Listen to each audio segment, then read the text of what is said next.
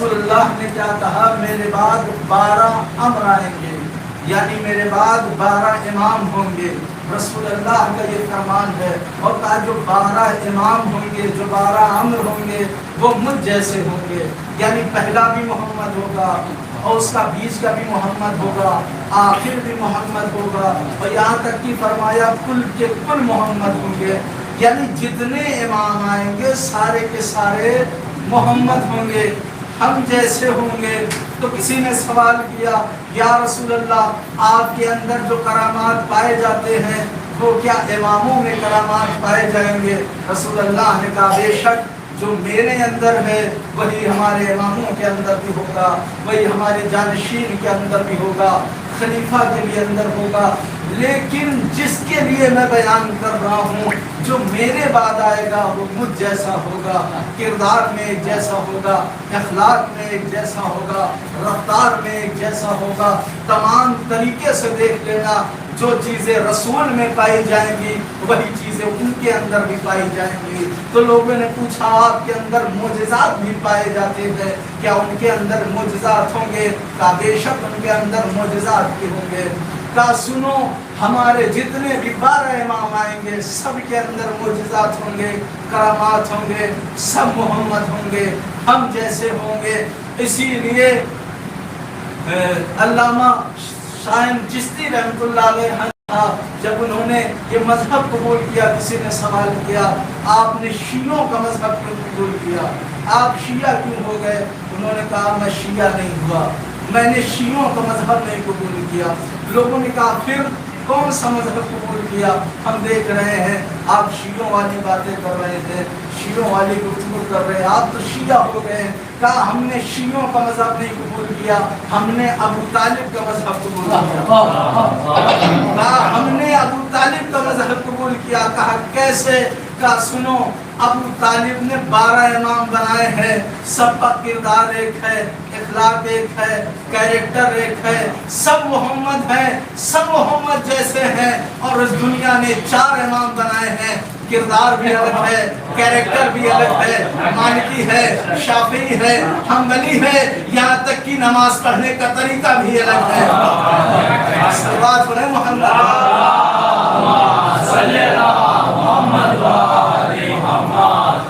لوگوں نے 4 امام بنائے لیکن سب الگ ہیں، کسی کا کردار الگ ہے، کسی کا اخلاق الگ ہے، کسی کا طریقہ الگ ہے، کسی میں کچھ فائدے ہیں، کسی میں کوئی دوسرا فتویٰ پایا جاتا ہے، کسی میں دوسرا فتویٰ۔ لیکن جو عمران علیہ السلام ہے اس میں جتنے بھی امام ہم نے دیکھے ہیں سب کا اخلاق ایک جیسا ہے۔ اور سنو رسول اللہ نے جب کہا کہ سب ایک جیسے ہیں، اسی لیے آپ 14 ستارے بھی واقعہ کرنے کے 8ویں امام جب ایک مرتبہ سفر پہ نکلے، کوفے کے قریب پہنچے تو اپنے دوست جناب مسیب کے گھر قیام کرتے ہیں۔ شام ہو گئی تھی، نماز مغربین کا وقت تھا، مسیب کے گھر رکے، رکنے کے بعد انہوں نے وضو کا پانی مانگا اور وضو کیا۔ وضو کرنے کے بعد وضو کہاں کیا؟ ایک تھالا تھا، درخت کا تھالا، ایک پیڑ جو خشک ہو چکا تھا، ایک درخت جو خشک ہو چکا تھا، اس تھالے میں 8ویں امام نے وضو کیا، یعنی 8ویں محمد نے وضو کیا، اور وضو کرنے کے بعد نماز پڑھی، رات بھر قیام کیے، قیام کرنے کے بعد صبح چلے گئے۔ مسیب نے دیکھا کہ جو درخت برسوں سے خشک تھا وہ آج ہرا بھرا ہو چکا ہے، جو درخت خشک تھا جو سوکھ چکا تھا وہ آج ہرا بھرا ہے، پھلدار ہو چکا ہے۔ کسی نے پوچھا یہ کیسے ہوا، یہ کیسے ہو گیا؟ ہم برسوں سے دیکھتے چلے آ رہے ہیں، یہ درخت خشک تھا، آخر یہ ہرا بھرا کیسے ہو گیا؟ تو انہوں نے بتایا کہ 8ویں امام یہاں آئے تھے، انہوں نے وضو کیا تھا، وضو کا پانی تھالے میں گیا تھا، اور اس درخت کے جڑ میں جانے سے یہ درخت ہرا بھرا ہو گیا۔ یہ درخت ہرا بھرا ہو گیا تو دیکھا 8واں محمد ایسا ہے، اگر ہاتھ دھو دے، وضو کر لے، اس کا پانی کسی سوکھے ہوئے درخت میں چلا جائے تو وہ درخت ہرا بھرا ہو جاتا ہے۔ تو محمد کے اندر کیا تھا؟ محمد بھی جب ہاتھوں میں سنگیزے اٹھاتے تھے تو سنگیزے کلمہ پڑھنے لگتے تھے۔ محمد کے کرامات یہ تھے، محمد کے فضائل یہ تھے، رسول اللہ کے فضائل یہ تھے کہ جب وہ سنگیزے ہاتھوں پہ لیتے تھے تو سنگیزے کلمے کا ورد کیا کیا کرتے تھے تو ایک محمد ہم نے مدینے میں دیکھا کہ سنگریزے کو ہاتھ میں رکھتا تھا تو کلمے کا ورد ہوتا تھا. ایک محمد ہم نے دیکھا جب ہاتھ دھو دیتا ہے تو خشک درخت بھی ہرا بھرا ہو جاتا ہے. ایک محمد ہم نے دیکھا جو ہمارا چوتھا محمد ہے, اس نے جب ہاتھ دھویا تو ہاتھ دھونے سے جواہرات نکلنے لگے. ایک محمد ہے جب ہاتھ پہ سنگریزہ لیتا ہے تو کلمے کا ورد ہوتا ہے. ایک محمد ہے جب وضو کر لیتا ہے تو درخت خشک تھا وہ ہرا بھرا ہو جاتا ہے. ایک محمد ہے جو ہاتھ دھوتا ہے تو سنگریزے نکلنے لگتے ہیں. ایک محمد ہے جو کربلا کی زمین پہ پہنچتا ہے تو اس کا لہو جب اس خاک پہ پڑتا ہے تو وہ خاک کھا کے شفا بن جاتا ہے. صلوات پڑھیں محمد کا.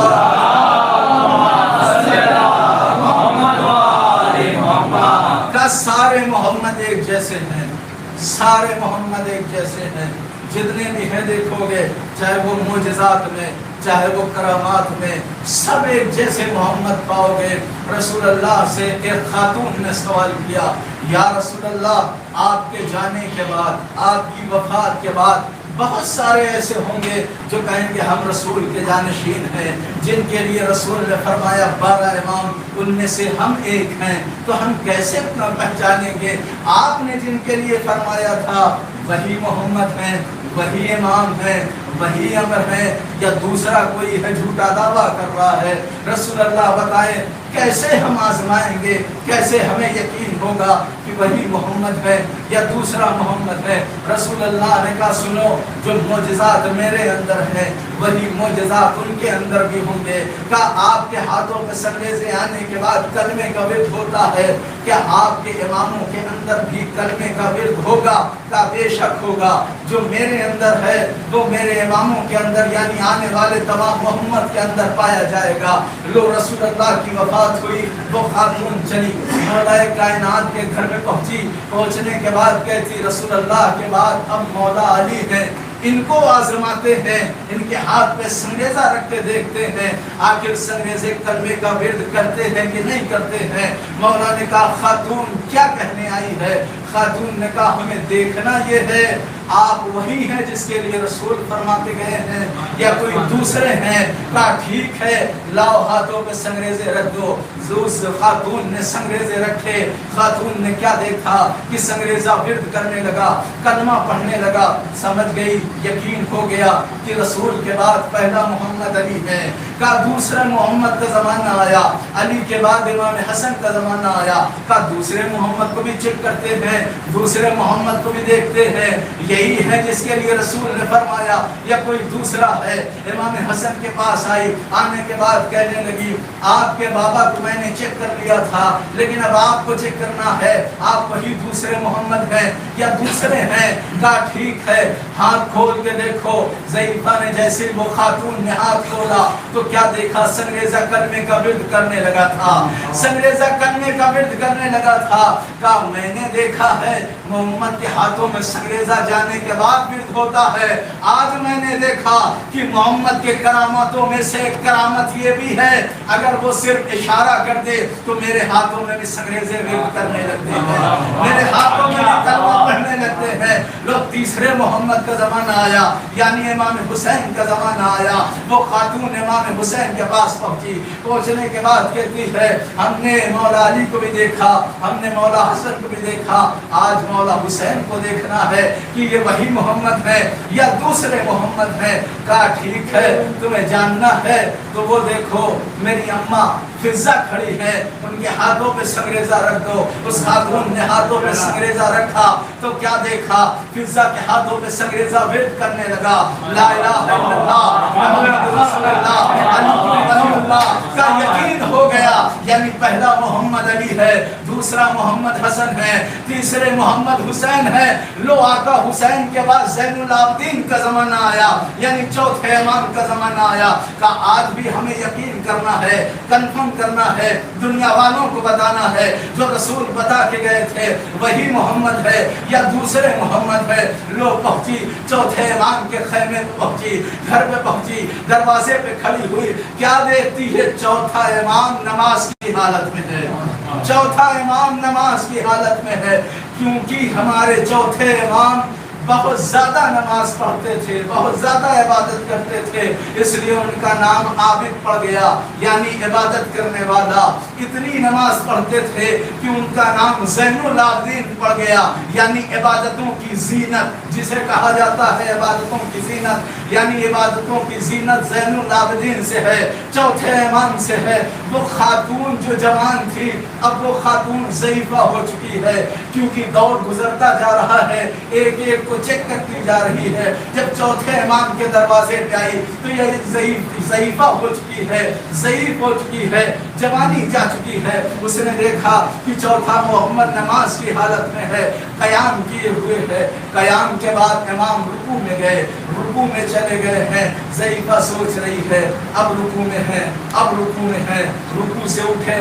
ہم جیسوں کی نماز نہیں ہوتی تھی کہ 2 منٹ میں 4 رکعت ہو جائے، وہ مولا کی نماز تھی، وہ اطمینان سے، وہ سکون سے، وہ خلوص دل سے نماز پڑھا کرتے تھے۔ یہ ضعیفہ کھڑی ہو کے سوچ رہی ہے ہم کب تک کھڑے رہیں گے، کب تک سوچتے رہیں گے، کب یہ نماز تمام کریں گے اور ہم ان سے پوچھیں گے، اس کے بعد سنگریزہ ان کے ہاتھوں میں رکھیں گے۔ تو اس ضعیفہ نے سوچا ہو سکتا ہے بعد میں آؤں، میں پلٹ جاتی ہوں، اپنے گھر کی طرف چلی جاتی ہوں۔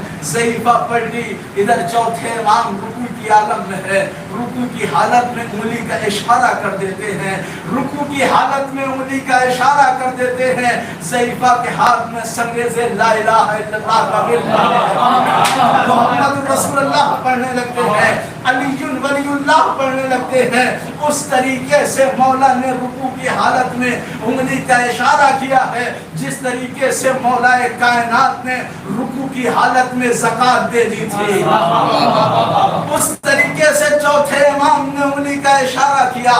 ضعیفہ کے ہاتھوں میں سنگریزے ورد کرنے لگے۔ اب سوچنے کا مقام ہے کہ ادھر امام نے انگلی کا اشارہ کیا، آخر سنگریزہ ورد کیوں ہوا؟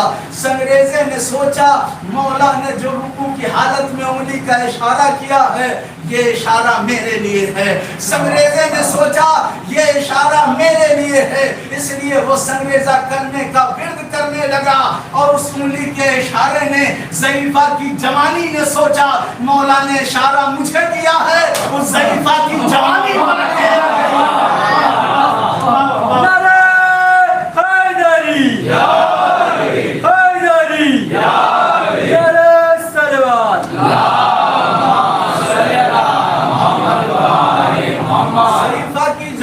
پلٹ کے آ گئی۔ ایک اشارہ یہ چوتھے امام کا تھا جو رکوع کی حالت میں انگلی کا اشارہ کیا تھا، ایک اشارہ مولا کائنات کا بھی آپ نے دیکھا ہے، اشارہ کیا سورج پلٹ کے آیا تھا۔ مولا کائنات نے بھی اشارہ کیا تھا جو سورج پلٹ کے آیا تھا۔ لیکن میں ہاتھ جوڑ کے کہوں گا اے مولا آپ کے پوتے کی شان میں فضائل کہنا ہے، اس لیے معذرت کے ساتھ یہ فضائل کہنا ہے۔ مولا آپ نے جب اشارہ کیا تھا تو سورج کہیں نہ کہیں موجود تھا، یا تو ابھی ابھی ڈوب گیا تھا یا ابھی ڈوبنے والا تھا، لیکن آپ نے جب اشارہ کیا تھا تو سورج موجود تھا، وہ سورج پلٹ کے آیا تھا۔ لیکن جب آپ کے پوتے سید سجاد نے انگلی کا اشارہ کیا تو جوانی موجود نہ تھی، وہ بھی پلٹ کے آ گئی، وہ بھی پلٹ کے آ گئی۔ تو مولا جوانی ایسی چیز ہے جو ایک بار چلی جائے تو پھر پلٹ کے نہیں آتی، وہ واپس نہیں آتی۔ تو آپ کے پوتے نے جو اشارہ کیا تھا وہ ایسی چیز پلٹائی ہے جو جا چکی ہے، وہ واپس آنے والی چیز نہیں ہے۔ تو چوتھے امام نے اس کی جوانی پلٹائی ہے۔ چوتھے امام وہ ہیں جب آقا حسین نے کہا تھا حل من ناصر ینصرنا، ہے کوئی جو میری مدد کو آئے کربلا کے میدان میں، تو چوتھے امام سب نے سنا ہے بیمار تھے، نیزے کے سہارے کھڑے ہوئے، کھڑے ہونے کے بعد کہا میں اپنے بابا کی نصرت کے لیے جاؤں گا، آقا حسین کی مدد کے لیے جاؤں گا۔ تو مولا بیمار تھے، لوگ کہتے ہیں، لیکن میں کہتا ہوں مولا بیمار نہیں تھے بلکہ مولا مصلحتاً بیمار تھے۔ اللہ کی مصلحت تھی مولا مظلوم نہیں تھے، مصلحتاً مظلوم تھے، بےکس نہیں تھے، مصلحتاً بےکس تھے۔ اب جملہ کہوں یہی کیا کم تھا کہ مولا خود قید ہو گئے لیکن اسلام کو آزاد کر دیا۔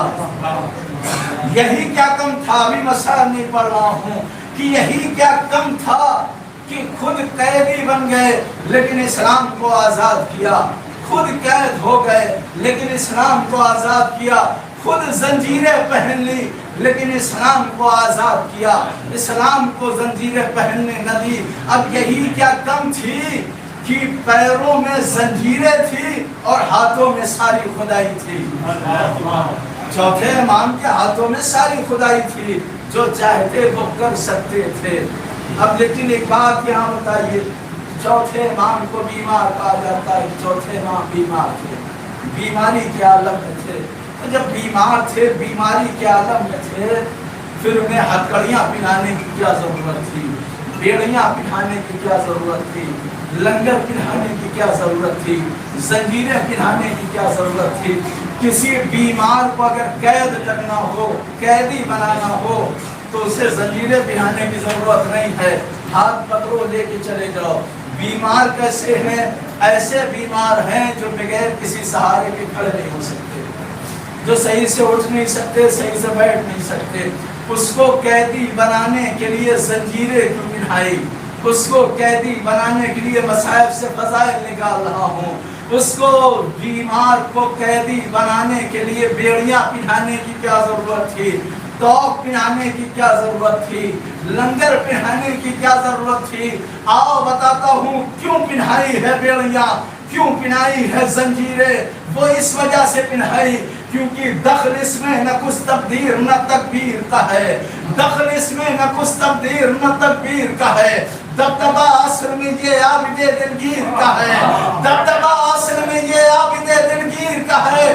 بس اسی خوف سے ظالم نے پہنائی بیڑی، لاکھ بیمار سہی خون تو شبیر کا ہے۔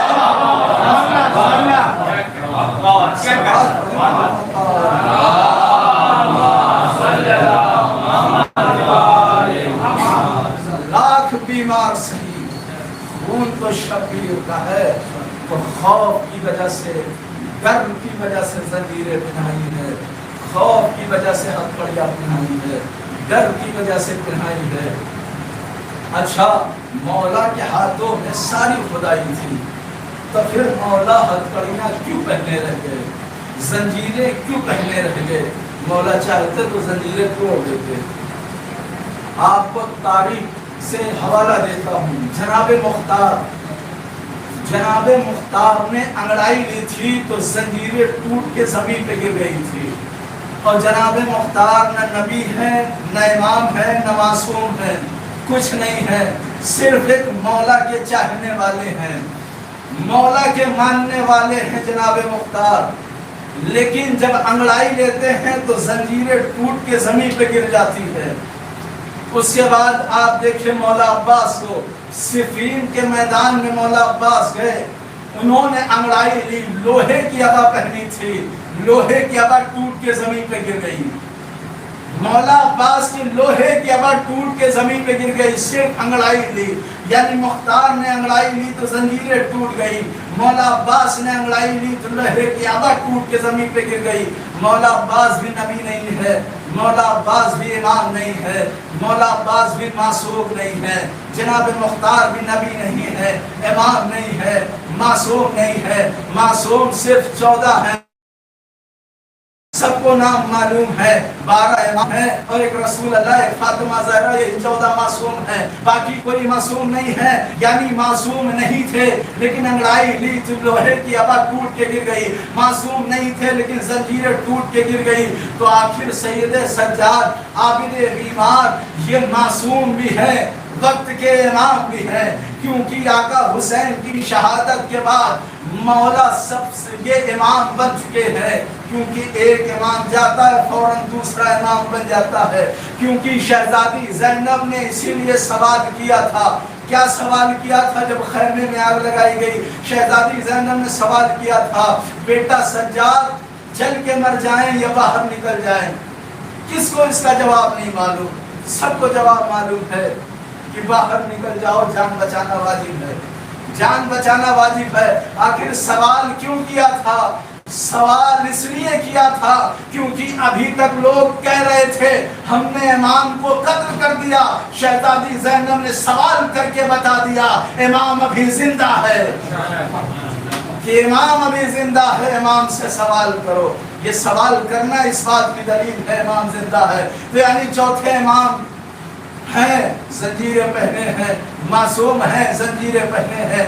اگر چوتھے امام بھی انگڑائی لے لیتے تو زنجیریں ٹوٹ کے گر جاتی، قسم خدا کی زنجیریں ٹوٹ جاتی، کیونکہ یہ معصوم ہے، امام ہے۔ وہ معصوم نہیں تھے، امام نہیں تھے، لیکن انگڑائی لی، زنجیریں ٹوٹ گئی۔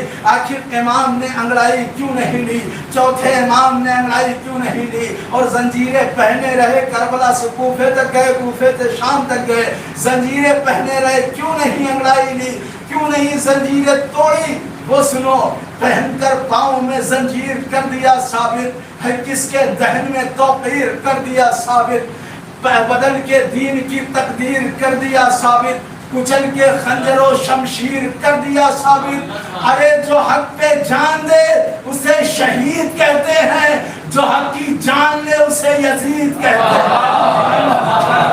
ہیں، جو حق کی جان لیتا ہے اسے یزید کہتے ہیں۔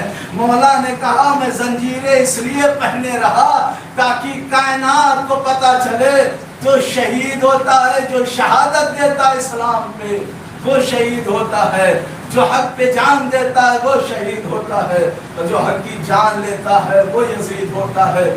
اور جن جن راہوں سے مولا سید سجاد ہتھکڑیاں اور بیڑیاں پہن کے جاتے رہے، لوگ سمجھتے رہے کہ گنہگار کون ہے اور معصوم کون ہے، لوگ جانتے رہے کہ مظلوم کون ہے اور ظالم کون ہے، کس نے ان پر ظلم کیا ہے، کس کی غلطی ہے، کون گنہگار ہے کون گنہگار نہیں ہے۔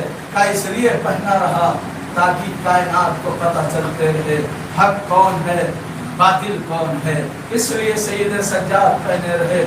اور یزید نے یہی تو سوچا تھا کہ یہ چند افراد ہیں، بس آخری جملہ فضائل کو سبحانہ مسائل لیتا ہوں کہ انہیں چند افراد ہیں، انہیں مار دیں گے، ختم کر دیں گے تو حسینیت مٹ جائے گی، حسین حسین کرنے والے نہیں رہیں گے۔ یہی وجہ تھی کہ یزید نے 25 سے 30 ملکوں کو خط لکھا کہ آؤ میری حسین سے جنگ ہو گئی ہے، آؤ میری مدد کرو، لشکر پہ لشکر بھیجو۔ ادھر 25 سے 30 ملکوں کو خط بھیجا، بلاتا رہا فوجیوں کو کہ آؤ حسین سے جنگ ہو گئی ہے، آؤ حسین سے جنگ ہو گئی ہے، لشکر پہ لشکر منگاتے رہا۔ ادھر حسین چراغ بجھا کے کہہ رہے تھے جاؤ جنت کی ضمانت دیتا ہوں، جاؤ جنت کی ضمانت دیتا ہوں۔ ادھر حسین بھیج رہے ہیں، ادھر یزید بلا رہا ہے، اور بلانے کے بعد بھی کبھی تیر بھیجتا ہے، کبھی تلوار بھیجتا ہے، کبھی نیزہ بھیجتا ہے، کبھی خنجر بھیجتا ہے، کبھی ہر چیز ہر اسلحہ بھیجتا ہے۔ کس لیے؟ تاکہ حسین کو مٹا دیا جائے، ختم کر دیا جائے۔ لیکن اسے کیا پتا تھا کہ ادھر اگر تیر ہے تو ادھر عسکر بے شیر ہے، ادھر تلوار ہے تو ادھر عباس علمدار ہے، اگر ادھر نیزہ و بھالا ہے ادھر علی اکبر کو پالا ہے، ادھر شام کا حاکم ہے، ادھر فرزند حسن قاسم ہے، ادھر خنجر ہے تو ادھر دوش پیمبر ہے، ادھر ہرملا ہے تو ادھر ہرملا ہے،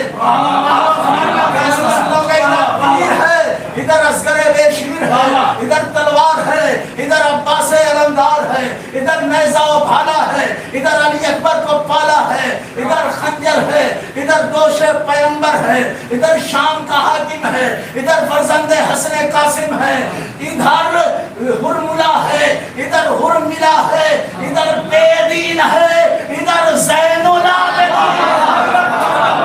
حسینیت زندہ باد، حسینیت زندہ باد، حسینیت زندہ باد، نعرہ حیدری، نعرہ پنجتنی سلوات۔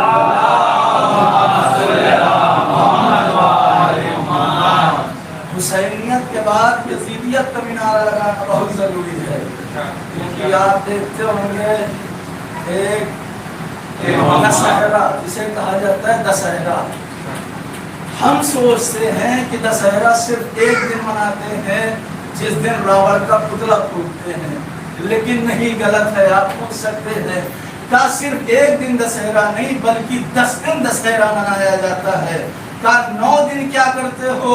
کہا 9 دن رام کی ستیہ کو سلام کرتے ہیں، 9 دن رام کی ستیہ کو سلام کرتے ہیں، اور 10ویں دن راوڑ کا پتلا پھونکتے ہیں۔ ہم پوچھیں گے بھائی 9 دن جب رام کی ستیہ کو سلام کر چکے، پھر 10ویں دن پتلا پھونکنے کی کیا ضرورت ہے؟ کہا 9 دن رام کی ستیہ کو سلام کرتے ہیں، 10ویں دن راوڑ کا پتلا پھونکتے ہیں، تاکہ پتہ چلے رام رام ہوتا ہے، راوڑ راوڑ ہوتا ہے۔ اسی لیے ہم کہتے ہیں کہ حسینیت کے ساتھ یزیدیت بھی لگاؤ، تاکہ پتہ چلے حسین حسین ہوتا ہے، یزید یزید ہوتا ہے، اور 2.25 مہینہ ہم روتے ہیں اور 9 دن مسکراتے ہیں، لوگوں کو بتاتے ہیں کہ سنو صلوات والے اور ہیں، لعنت والے اور ہیں۔ صلوات پڑھے محمد۔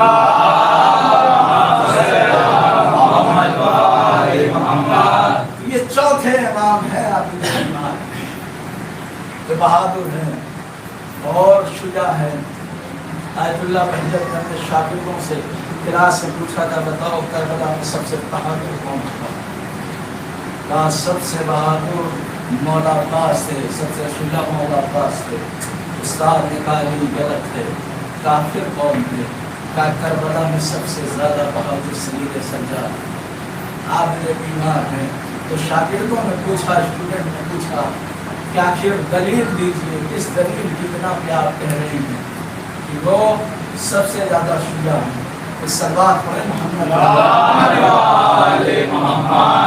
کہا وہ شجاع کیسے ہیں، دلیل دیجیے۔ کہا شجاع اس وجہ سے ہے، بہادر اس وجہ سے ہے کیونکہ مولا عباس کی بہادری تو مشہور ہے، لیکن سید سجاد کی بہادری ہے وہ انسان محسوس نہیں کر سکتا۔ کیا کیسے؟ کہا مولا عباس وہ ہے کہ شہادت کے بعد مدعا ہوا قافلہ جب چلا ہے تو مولا عباس کے سر کو نیزے پہ بلند کیا گیا ہے، تو مولا عباس اس منظر کو نہیں دیکھ پا رہے تھے کہ شہزادی زینب کے سر پہ چادر نہیں ہے، بال کھلے ہیں، اما رباب کے سر کے اوپر چادر نہیں ہے۔ مولا عباس کا سر بار بار نیزے سے نیچے آ جاتا تھا، لیکن وہی سید سجاد ہے جو اس منظر کو دیکھ رہے ہیں۔ کہا مولا عباس کے اندر اتنی بہادری تھی لیکن یہ منظر نہ دیکھ پائے، وہ بار بار نیزے سے گرتے جا رہے تھے، یہاں تک کہ ظالموں نے ان کے سر کو ایک سفید گھوڑے کی گردن میں باندھ دیا کیونکہ وہ نیزے پہ رک نہیں رہے تھے۔ ہائے وہ سید سجاد تھا جس کے اندر اتنا صبر تھا کہ وہ اس منظر کو دیکھ رہا تھا۔ اللہ اکبر، سنو گے سید سجاد کے اندر کتنی شرم و حیا ہے، کتنی غیرت ہے۔ سید سجاد ایک مرتبہ اما رباب کے خیمے میں جاتے ہیں تو کیا دیکھتے ہیں؟ اما رباب وضو کر رہی ہیں اور وضو میں ہاتھ دھل رہی ہیں، فوراً یہ با سلام کر کے باہر آ گئے۔ اما رباب نے جب وضو کر لیا تو آقا حسین سے کہا کہ آپ کا بیٹا آیا تھا سید سجاد، اس نے سلام کیا اور بغیر کچھ کہے واپس چلا گیا، یہاں تک کہ اس نے خیریت بھی نہیں پوچھی۔ مولا حسین چوتھے امام کے پاس گئے، سید سجاد کے پاس جا کے کہتے ہیں بیٹا تم اما رباب کے خیمے میں گئے، آخر واپس کیوں آ گئے؟ کہا میں جب خیمے میں گیا میں نے سلام تو کر لیا لیکن میں نے دیکھا اما رباب ہاتھ دھل رہی تھی، اور مجھے پتا ہے دائنے ہاتھ کے بعد بایاں ہاتھ دھلا جاتا ہے اور بایاں ہاتھ دھلنے کے بعد سر کا مسح کیا جاتا ہے، اور خاتون جو ہوتی ہے، جو خواتین ہوتی ہے، وہ جب سر کا مسح کرتی ہے تو پہلے چادر ہٹاتی ہے پھر سر کا مسح کرتی ہے۔ ارے میں اس وجہ سے وہاں نہیں رکا کہیں میری نگاہیں اماں کے بالوں پہ نہ پڑ جائے، اس لیے میں واپس چلا آیا۔ ہائے یہ سید سجاد ہے جو ایک لمحے کے لیے بھی یہ سوچ رہے ہیں کہیں میری نگاہ نہ پڑے. وہی سید سجاد ہے جو کربلا سے کوفہ، کوفے سے شام تک کبھی اماں رباب کے کھلے سر کو دیکھتی ہے، کبھی بری اماں زینب کے کھلے سر کو دیکھ رہے ہیں. اللہ اکبر، اللہ اکبر، اجرکم اللہ، اجرکم اللہ. خدا آپ کو کوئی غم نہ دے سوائے مظلوم کربلا کے. چوتھے امام کو پہلے سادہ طوق پہنایا گیا تھا تو چوتھے امام اپنی گردن جھکا کے چلا کرتے تھے. شمر نے پوچھا کہ یہ سید سجاد تم آخر گردن کیوں جھکا کے کرتے ہو؟ سید سجاد نے کہا مجھ سے یہ منظر نہیں دیکھا جاتا کہ میری اماؤں کے سر پہ چادر نہیں ہے اور میں اس منظر کو دیکھ سکوں.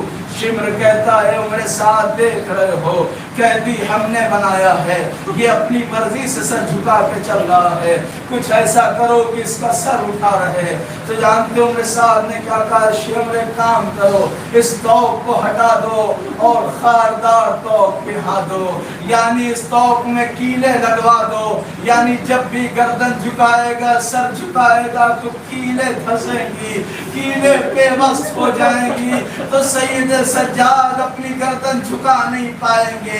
ارے شمر نے وہی کیا جو سادہ تھا، اس توق کو ہٹایا بلکہ خاردار توق پہنایا جس میں کیلیں لگی ہوئی تھی.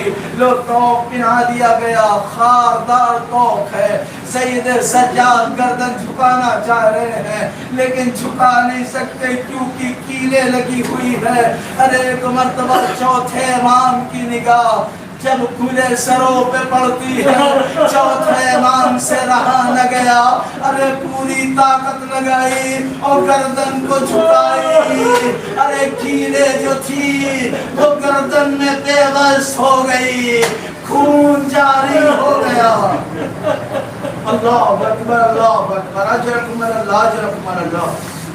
خدا آپ کو کوئی غم نہ دے سوائے مظلوم کربلا کے. یہی آنسو ہیں جو ہمیں شفاعت کریں گی. آج بی بی زہرا آئی ہوں گی رومال لے کے کہہ رہی ہوں گی ارے سید سجاد کا پرسہ دے دو، میرے سید سجاد پہ رونے والوں اس کا پرسہ مجھے دے دو.